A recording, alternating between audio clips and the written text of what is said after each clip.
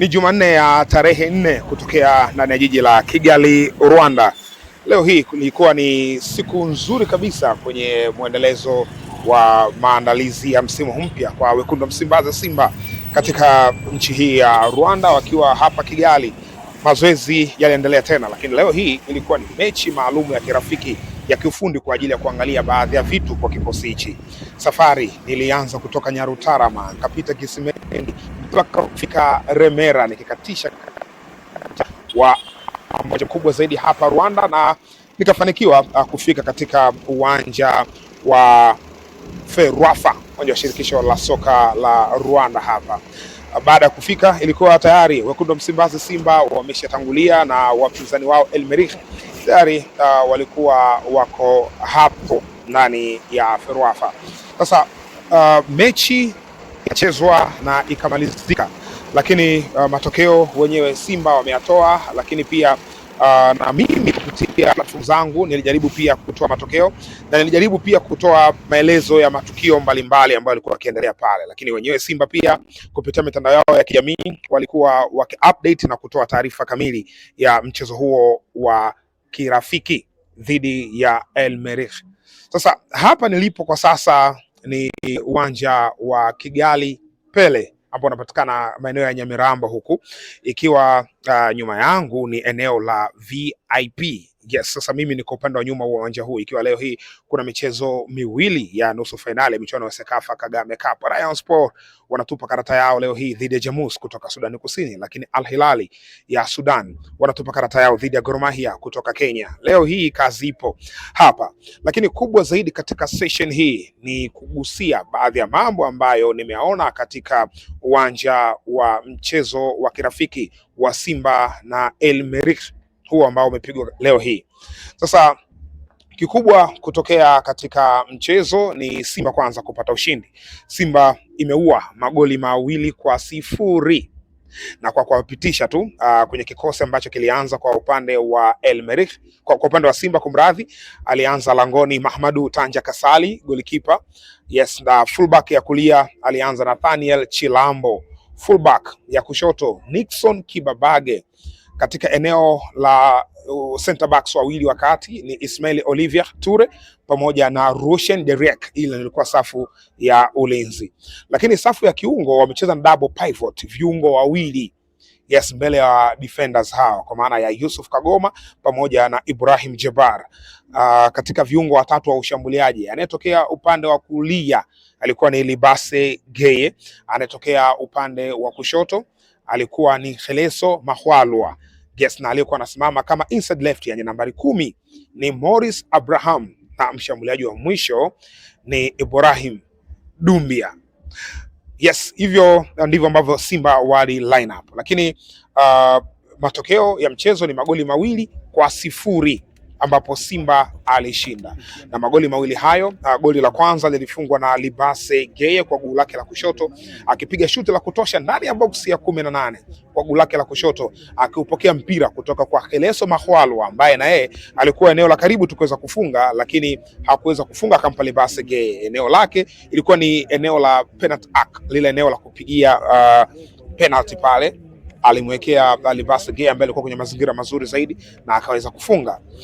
Goli la pili ni Morris Abraham, ndiye ambaye alitengeneza lile goli, alifanya movement akabakia yeye na walinzi wawili, kwa ikawa 2 against 2 kwa maana ya 2 against 3 kwa maana ya Morris Abraham.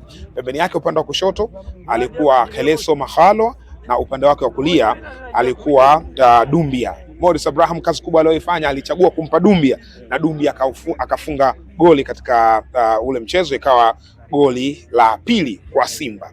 Sasa kikubwa ambacho nimekiobserve ni uhatari wa Simba. Unajua watu wameiona Simba ikicheza michuano ya Sekafa katika zile mechi za kwanza. Yes, of course zilikuwa ni mechi za kimashindano, lakini leo hii wamepata testi nzuri kabisa. Why nasema hivyo? El Merreikh wanafahamu juu ya ubora wa Simba. Ni timu ambazo zinafanana kimahadhi. Yaani ukipima El Merreikh haifanani na Mogadishu City, haifanani na Jamus, wala haifanani na Singida Black Stars. Merreikh ni wakubwa. Yes, sasa Merreikh na Simba wanakaa katika poti moja, wote ni wakubwa kwa wakubwa wamekutana. Kwa hiyo Simba kwenye ile mechi walitangulia kupata bao kwa sababu ile goli ambalo Libase amelifunga ni dakika ya 4 ya mchezo. Libase Gay akafunga goli. Baada ya kufunga goli dakika za mapema vile, mchezo ulichangamka zaidi, kwa maana ya El Merreikh walikuwa wanatafuta namna kusawazisha na walicheza mpira wa kulazimisha, kwa maana walikuwa wanasogea kutokea pembeni kwenye mawing wao. Bangura pamoja na Dauda walikuwa wanakimbia kwa kasi kwa ajili ya kuhakikisha wanapata goli. Walitengeneza nafasi lakini haikutosha kupata goli. Kizuizi ilikuwa ni kiungo cha kiulinzi cha Simba, Yusuf Kagoma, Ibrahim Jabbar, lakini pia center backs wa Simba walikuwa wanaokoa sana ile mipira ya cross ambayo ilikuwa inachongwa kutokea pembeni. Walikuwa na aerial balls, wastani wao ulikuwa mzuri sana kucheza hiyo mipira. Kwa hiyo waliwazuia kabisa El Merreikh wasifurukute kwenye ile mipango ya kupiga cross. Of course walikuwa wanacheza na striker anaitwa Feno. Feno ni striker mzuri. Kwa wale ambao wanafuatilia El Merreikh, Feno ni miongoni mwa striker ambao wako vizuri sana kwenye aerial balls, lakini alikutana na Rushan Derek na Ismail Olivier Toure ambao walikuwa na wastani mzuri wa kucheza aerial balls. Kwa hiyo mambo yakawa magumu kwa upande wao.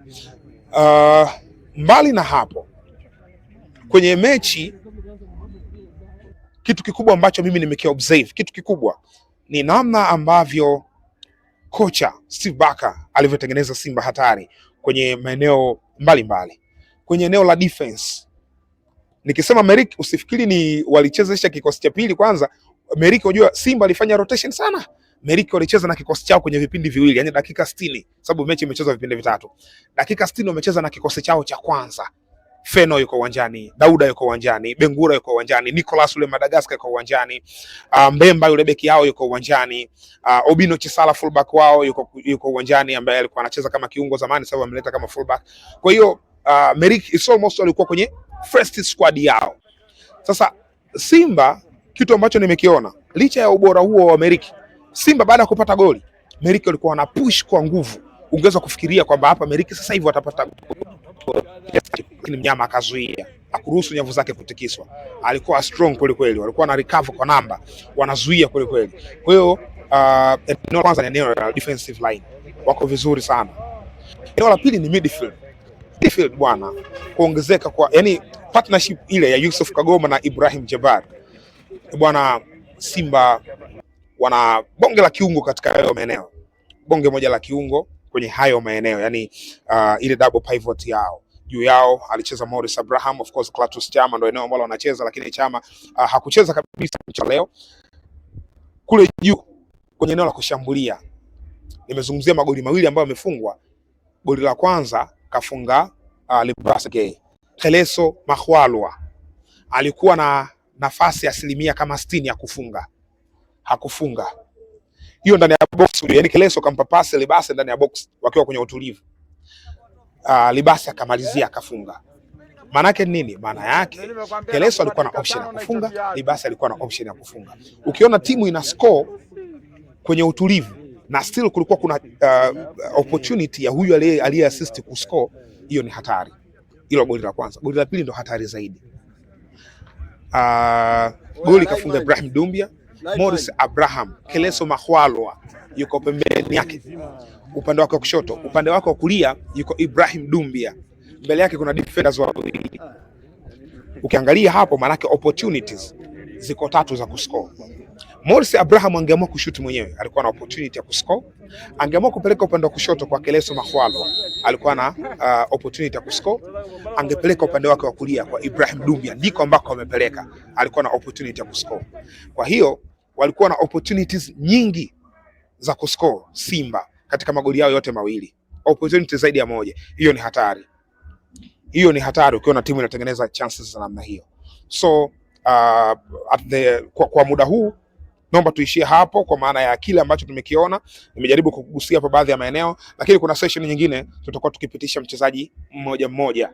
Sasa hivi nipo katika majukumu mengine, lakini tutapitisha mchezaji mmoja mmoja kuweza kujua nini ambacho kimeendelea katika uwanja wa mchezo huo wa kirafiki. Hii ni Mzinga Sports, usisahau kusubscribe.